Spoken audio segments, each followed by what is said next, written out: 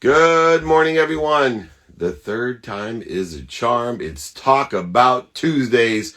We're talking about it every Tuesday, getting everybody to join us. Hopefully, we got better things going on here. Welcome. Let's get those questions put back in there. Thank you so much, everybody. Is it much better? Keaton, Jake, Christina, Mike. Here we go. Here we go. We got this thing working correctly. Let's try to get our friend back on here, Jordan Platten from affluent.co, and talking about building a community in digital marketing.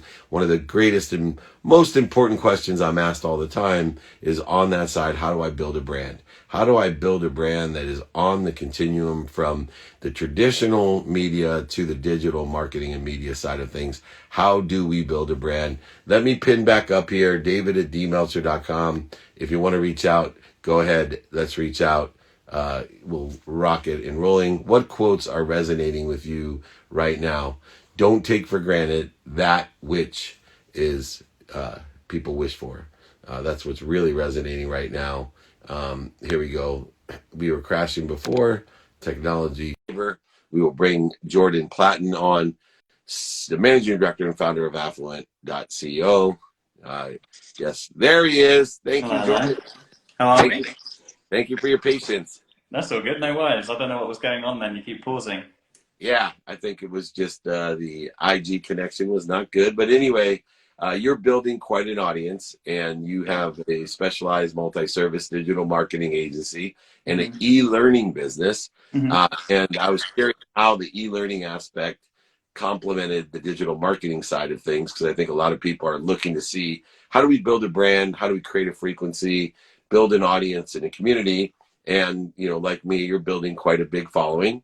And so I was hoping you could kind of unravel the reconciliation between an e-learning business and digital marketing. Cool, yeah, I mean, my e-learning business actually kind of it was almost an accidental business to start. I started the marketing agency. We noticed that there was a lot of people were following what we were doing. I started documenting that journey from the start.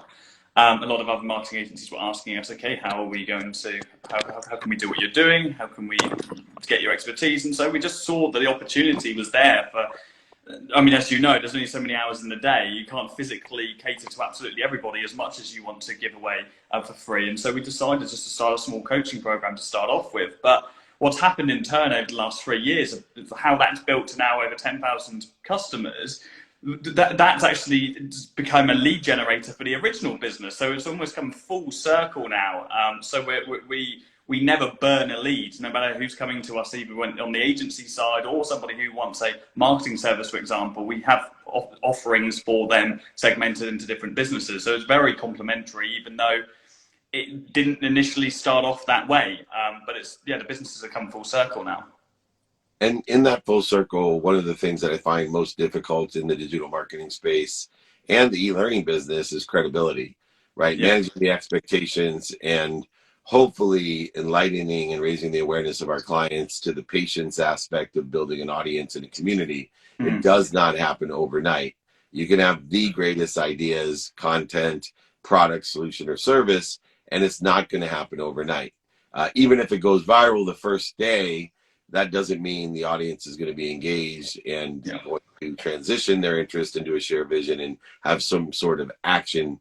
How do you manage the expectations of your clients so that you maintain your credibility and allow them to be patient enough to build a community like you have?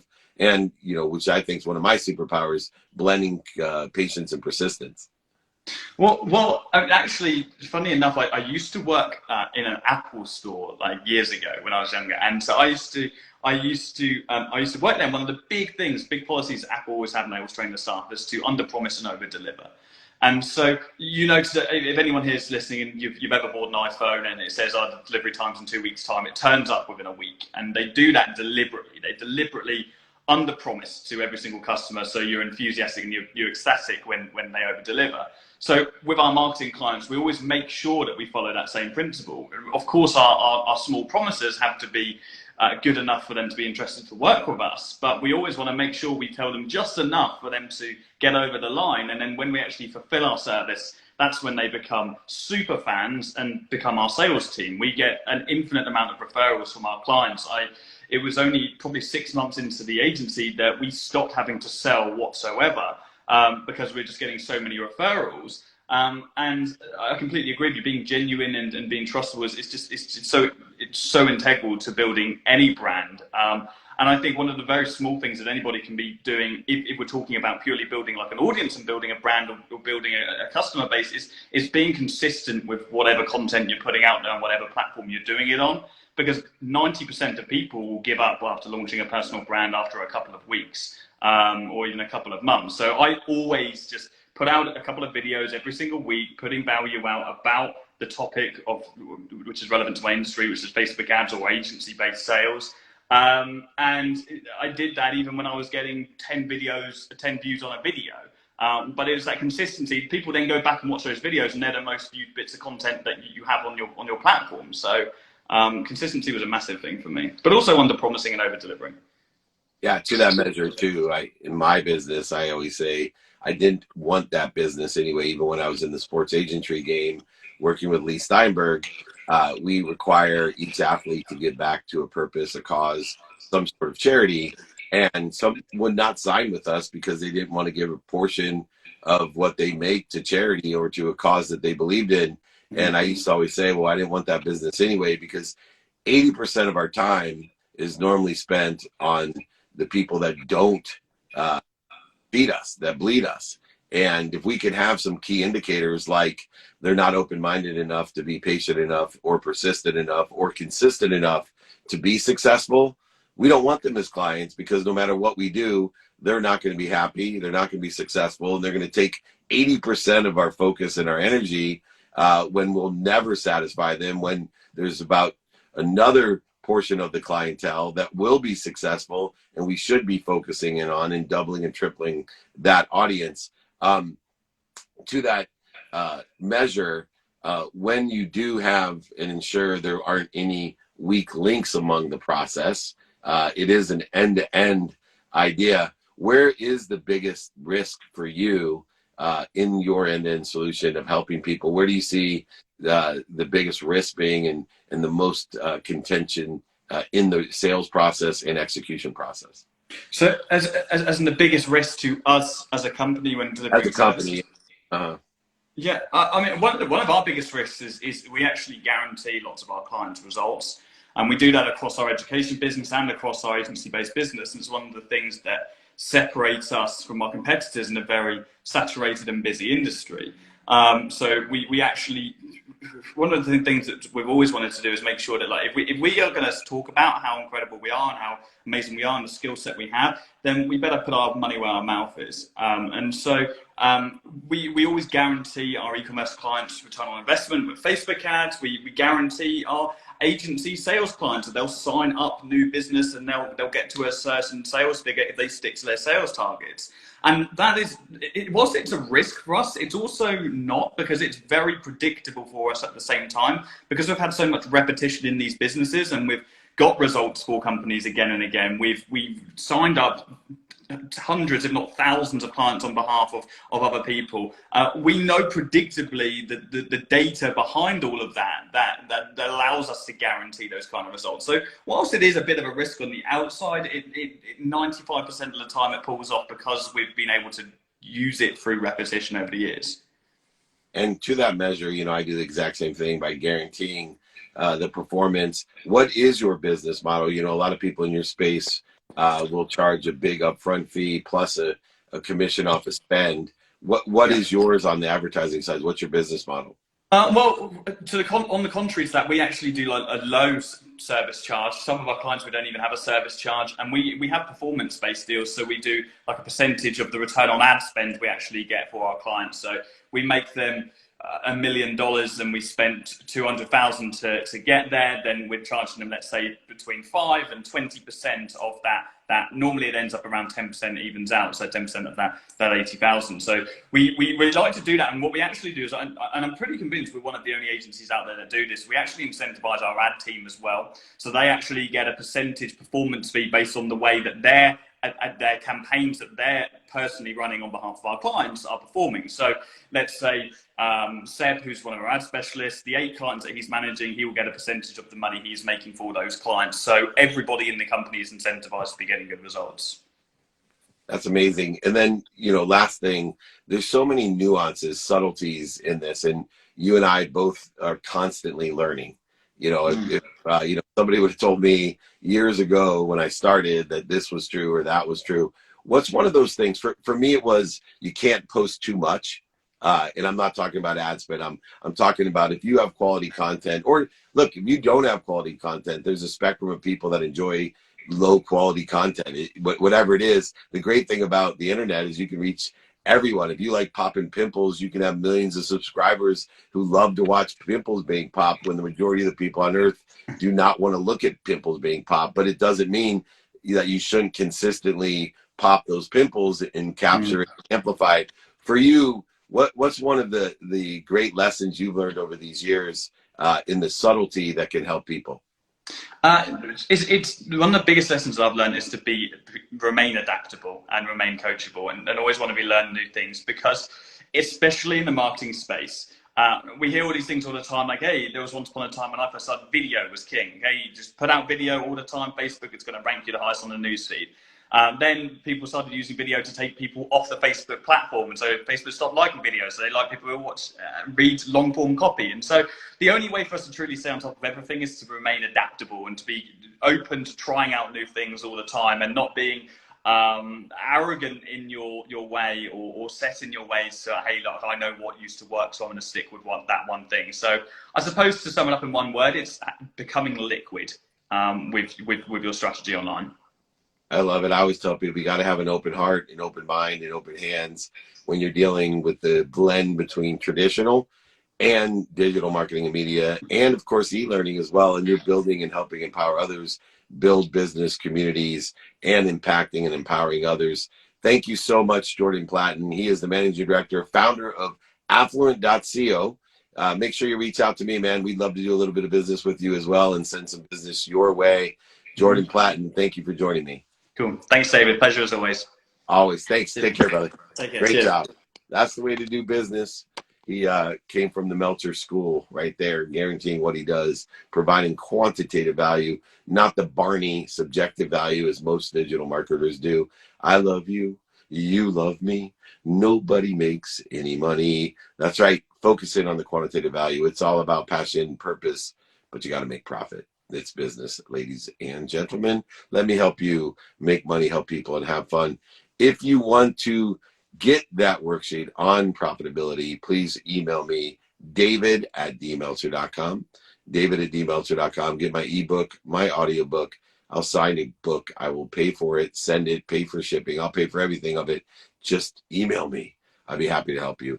Thank you so much. All right, I got another friend here to ask me a question from Westview, SHPP. That's the Senior Home Purchasing Program. What a great niche today as we work through with Westview. Rob Perkins, go ahead, comment real quick so I can let you back in. Would love to have you here. As I take a question, how do you determine your own timing and risk tolerance? Well, that's the 5 daily practices. Know your what, personally, experientially, giving and receiving wise. Know your who I can help and who can help you. Know your how by being a student of your calendar, and then know your now.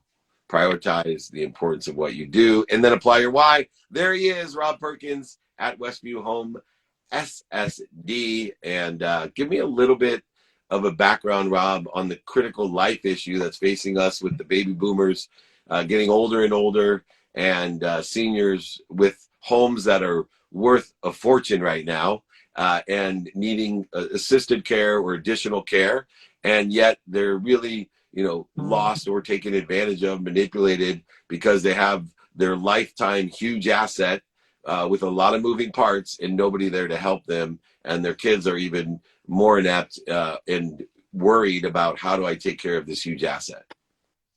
Yeah, Dave, thanks for having me on, first of all. And yeah, we're so happy to be able to serve this population. We recognized there's a void in the market about 6-7 years ago, where a lot of our parents, our grandparents, sisters, brothers, our older family members who have been in a home for a long time, there wasn't a good solution to get them out of the home, get the home sold in a timely, efficient manner without all the stress involved. The traditional sales process is stressful. It's time consuming. It's uncertain, and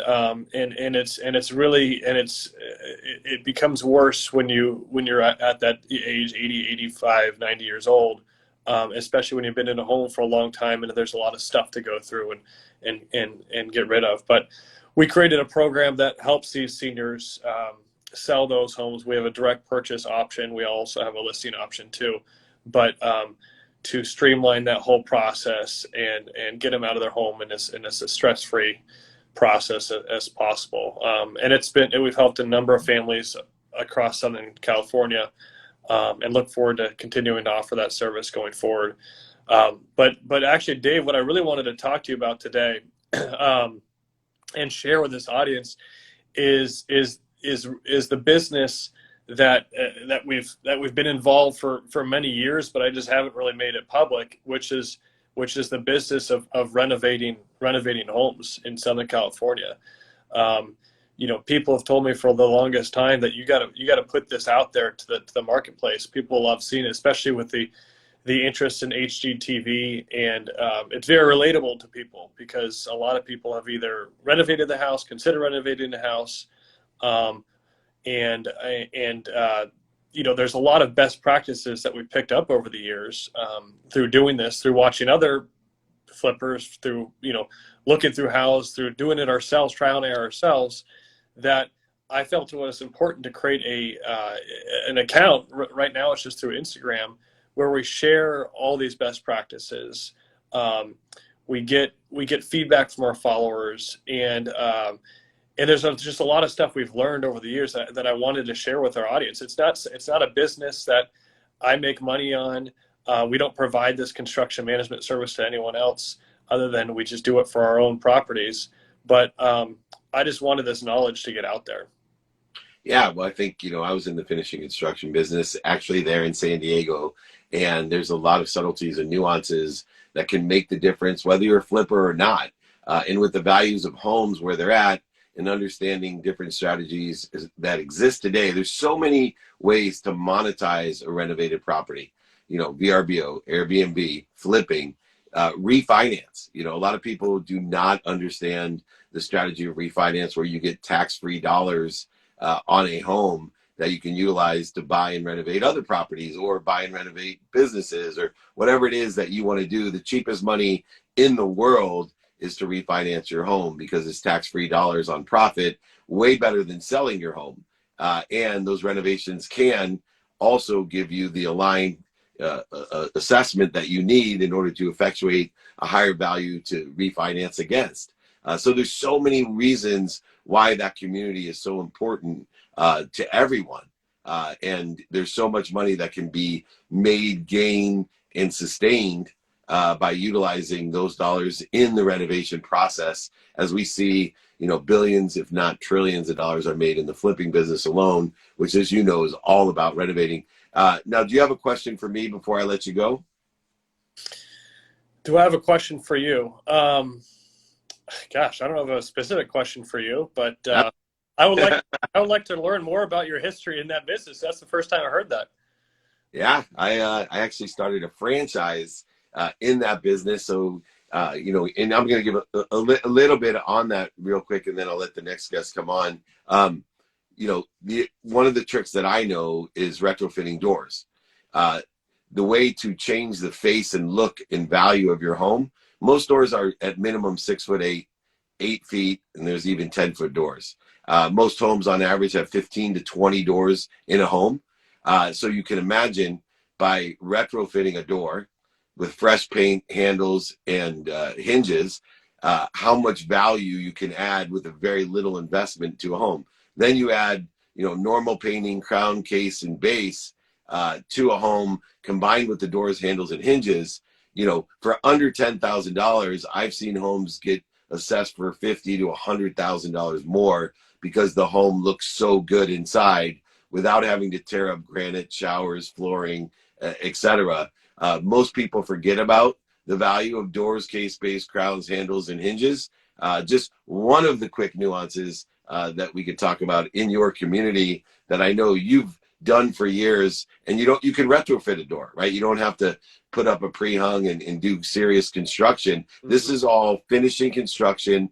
Sometimes in a day, you could put all new doors, handles, hinges, painted, case, base, and crown in one day, let alone a few days, so you can make a quick turnaround and get a huge value to your home. Rob, where can people reach out to that community and also for the senior home purchase program? Yeah, well, as far as the renovation, kind of documenting those projects, just follow us on Instagram, Westview Homes SD. And if you have any questions as it relates to our senior home purchase program and what we're doing on that side of it, please, you can give me a call directly. On my cell phone, it's 858-437-2976. You heard that number. Say it again. 858-437-2976. Just to warn you, I give out my cell phone all the time. Nobody ever calls. I don't know if it's me, so let me know if anybody calls you. People are afraid to call, bro. I do not know why. The best way to reach someone is to pick up the phone and dial, because nobody's talking to each other on the phone. I'm excited when I get a phone call or a voicemail. I get literally thousands of emails, thousands of DMs, thousands of text messages. I get 1 or 2 phone calls. So make sure you call Robert. He means it. He's here to be of service and of value. Thanks for joining me, my friend. Thanks, Dave. You got it. Talk to you soon. Bye. Awesome. Rob Perkins, check it out. A lot of money to be made with that guy in a variety of different ways. So reach out. You got his cell phone on there. Let's do it. All right. We have our last guest. The wonderful Randy Williams is here at Tally. Let me find it here. I'm rocking and rolling. Tally Twine. Whoop, where did you go? You just dropped off. You're killing me. Here we go. I don't know why you dropped off. Here we go. I'm looking for my friend Randy. Comment again, Randy. You dropped off for some reason, and I can't find you. So there we go. We'll try it this way. Go live with Randy Williams at Tally and Twine, president and founder of Tally and Twine Watch Company. They sent me a gorgeous watch, and hey. What's there up, he is. How you doing? You? I'm good. You look a little bit like my friend Michael Irvin, the playmaker, but you are the watchmaker. Yeah, I'll take that. One of the all-time greats. He is one of the all-time greats and great guys. Just so nice. It's so interesting because historically, I don't know if a lot of people know the Black history of watches and clocks. I don't know if you even know the history of Black watches and clocks, but I had consulted early on for Banneker, and Banneker created the Big Ben clock and the first wooden clock. So historically, what drove you to get involved in the watch business? Well, a couple of things. One of the biggest things was lack of innovation. Like, everybody was making their version of the Rolex dive watch or the Daytona, and people were cool with that. And I just couldn't wrap my head around somebody making something exactly like another company is making it. And then the biggest thing was the lack of representation. As I joined more like groups online and started to pick up more magazines and learn more about watches and really dive deep into the rabbit hole, I realized like none of these ads have anybody that looks like me. And they are not feeling any reason to market to me, even though I know are large consumers of these types of products. So I felt like there was a group of people that wanted to be seen in the watch industry, and that's why I started Tally and Twine. And with Tally and Twine too, it's not just about a superior timepiece.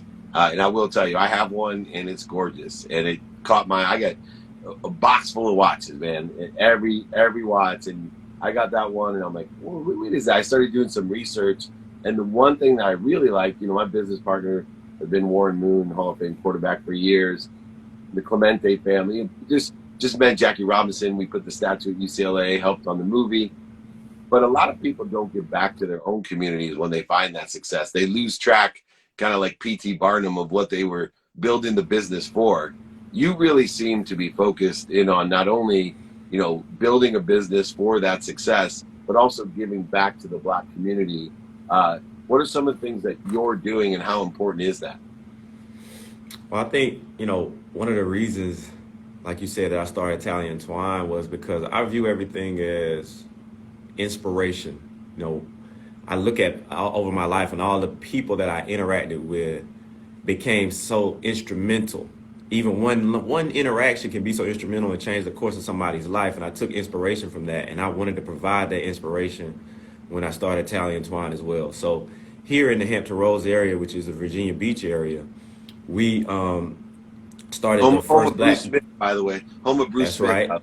That's right. My client. We started one of the first Black giving circles that's solely dedicated to giving to causes in the Black community. And it's an endowed fund here, in the first of its kind. And then also what we do is we try to support the local nonprofits, the guys who aren't getting the big bucks, who don't have tons of administrative costs, where all of the money goes to paying salaries, but their money actually touches the community and what they do every day. And they're often overlooked by the big grants and stuff like that. So we partner with them on a regular basis to try to make sure we reach people in the community, and the resources are actually getting to the people that they're intended for. Yeah, you got to reach out to my team. We got to spotlight you on one of my TV shows. We do company spotlight. We give junior achievement impact awards for entrepreneurs like yourself that are impacting the community. Now, where did that entrepreneurial spirit come from? One of the things that I'm fighting hard for in my mission to empower over 1 billion people to be happy, to make money, help people, and have fun, is to build that belief that you can do it, right? I meet kids all the time, of all colors, by the way, that don't see the possibility. Now, when we're a minority and we grow up in certain communities, the possibilities are even lower because we're not seeing the milestone people in our lives that we say, oh, I can do that. I can do better than that. That guy's not so smart. I'm the perfect poster child for what you can do if you're not that smart, not that good looking, and not that talented, and grow up poor. I'm the poster child for people looking at me going, oh my goodness, if that guy can do it, right? And I'm serious.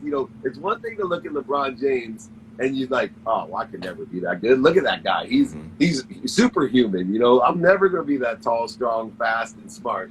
But for me, you put me on a poster, I'd be like, are you kidding me? This guy did all that? I can do it too. I think that's so important. What was it for you that stimulated your possibilities, that made them these probabilities, and now you're empowering others with what you've learned as well? Yeah, it feels so good to hear you say that, because I feel the exact same way about myself. I feel like if I can do it, man, anybody can do it. And that's when I speak to kids, like we have a tour coming here next week, I tell them that, it's pretty basic. Like, the biggest thing you got to have is a little bit of discipline and consistency. But the thing that inspired me the most is that, growing up, it's funny you said TV as well. Watching TV, the people that I saw that were successful were businessmen. And they were wearing suits and driving nice cars. And for some reason, that stuck in my head as a very, very young person, that if I want to be successful, this is what I got to do. And so I started going through the neighborhood. Like, upstairs in my office right now, I have a magazine, Slam Magazine. It was the first thing I ever sold. I would tear pages out of Slam Magazine and sell them individually to people at the basketball court for a quarter. And that's when the light bulb went off for me. It was like, man, if you have something of value and you offer it to people, you can actually make money doing this type of thing. And so that's how my journey started, being inspired by seeing that thing on TV. That's why I think exposure is so important. And last question, I see a common denominator. I'm blessed to be around billionaires, millionaires, entrepreneurs, celebrities, athletes, entertainers, people that are, pursuing their potential. And the one common denominator is something that you and I both have, although we may not have the greatest brains, talents, skills, etc. If we can do it, anyone can. But I promise you that we do have the desire that we must be what we can be, right? Beyond anything else. We may not have the potential that other people have, but we have a desire that consistent discipline behavior that, you know, we're not going to quit, that the struggles, the pains, the setbacks, the failures are just, you know, propelling us to something better. It's not punishing us and stopping us. And I imagine we've just getting to know each other, but I could tell by the quality that you put into what you do at Italian Twine that you're no quitter. How important it is to have that desire that you must be what you can be. I think it's really a matter of perspective, right, David? Like, and somebody was interviewing me last week, and they asked me, "How do you stay motivated?" And I'm like, man, if you realize where I grew up, if you realize how tiny this little town was, and if you realize that I'm already living out my dreams, and I think we got to change our perception of success. Success is not a dollar amount. It's not when I get here or accumulate these things. Success is when you're actually doing the thing that you love doing, when you found something that you enjoy doing that motivates you, that brings you joy, you've already won. And I think if more people can get to that faster, we will have less running around and chasing, you know, shiny objects, you know, versus doing something that's actually going to add value not only to yourself but also to other people as well. Yeah, but don't stop buying. Don't stop buying shiny watches. So don't stop buying shiny watches. So, but I will tell you, you're also a poster child for, you know, not taking for granted what other people wish for, because we still remember, recollect, and remind ourselves every day of what we were wishing for when we were young. And I don't take for granted any day, you know, what I have, because you know, Akron, Ohio, Virginia Beach. You know, sitting there, and you sit. I have an office at SoFi, and I sat there for the first time last week because of COVID. They finally opened up the stadium, and I'm looking out over a field from my office. You know, probably the greatest stadium in the world right now because it's the newest. You know, $1 billion screen alone in there, and I put myself back to 5 years old, going, wow, I dreamed of this, right? But I'm not going to take it for granted. I'm not going to take for granted how I got here. I'm not going to take for granted what I get to eat, breathe. Nothing am I going to take for granted, and that's what's going to continue to allow me to seek the love, the light, the lessons, and everything, to learn to love what I do and be blessed that I've evolved into being able to do everything I love, and I know it feels the same for you. And I want to personally thank you for the watch. You'll be seeing it on a lot of my videos. If anyone has not seen the Italian Twine watch, go to @Italian Twine. It has a unique quality to it. It's an energy, a frequency. It will just emit class, and people will ask you when you wear it, where'd you get that watch? Which is always the greatest compliment you can get when it comes to a watch. So besides keeping good time. So thank you so much, Randy. Come do some more interviews with me. Let me spotlight you on some stuff. Anything I can do to be of service and your company, I'm here to help. Thank you so much for joining me. Let's make it happen. I appreciate the opportunity, David. Have a good one. You got it, my friend. Poster child of success and gratitude, Randy Williams, Italian Twine. Thanks so much for joining me on Talk About Tuesday. We got off to a funky start with the technology glitches, but thank you everyone for rejoining us. We had quite a crew today, a lot of questions rocking and rolling. Thank you to my friend Jordan, Rob, and of course Randy, entrepreneurs, just making it happen in all different industries, from digital marketing to real estate to watches. Always learning lessons that are applicable to every business and everybody's life. I want to thank everybody. Remember, please don't take for granted what other people are wishing for. It's a big mistake. I'm going to take one question. It's Talk About Tuesdays. We're always talking about what we want, who we want to help, and how and who can help us, how we want it, and prioritizing what it is. And those are the 5 daily practices. How did you discover, create your 5 daily practices? Well, first coming up with the 4 values, and then understanding my objective of empowering over 1 billion people to be happy, and then utilizing my practice of how can I enjoy the consistent, everyday, persistent, without quit pursuit of my own potential. Not what other people want, not what's missing, not what I don't want, but what I want. How can I figure out to give people practices to effectuate the ability to enjoy the consistent, persistent pursuit of your potential? How can I teach them to bend time and blend time? How can I teach them to utilize the currency of money and faith? all in one. How can I do that? And I kept formulating and utilizing and identifying and codifying the practices that got me here. The practices that allow me to plateau and grow, to elevate, to escalate, and to aggregate, and to accumulate. Those are all the things that I love to do with the 5 daily practices to know my what, know my who, know my how, know my now. If you don't know what you're doing now, then you don't know your what, your who, and your how. If you know your how now, then you have been able to assist in evaluation of weighted values for the day of what, who, and how. When you can prioritize what's important, then you can apply your why, apply the ability that you must be what you can be of what you want, how and who, and now. Let's do this together. Reach out to me if you want the 5 daily practices, david@dmeltzer.com.